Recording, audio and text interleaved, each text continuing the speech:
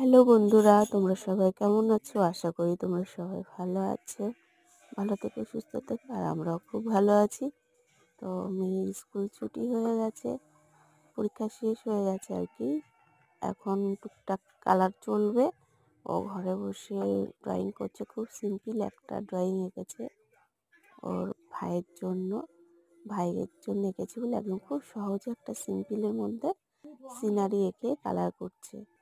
তো দেখো কালারটা একটু তোমরা সবাই দেখো কীভাবে কত সুন্দরভাবে কালারটা করছে।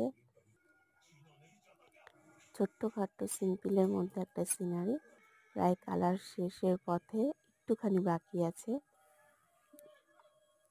সহজের মধ্যে ভালোই লাগছে বাচ্চাদের জন্য, একদম ছোট্ট বাচ্চা সহজেই আঁকতে পারবে। তো তোমরা সবাই একটু কমেন্ট করে বলো কেমন আছে। বাই।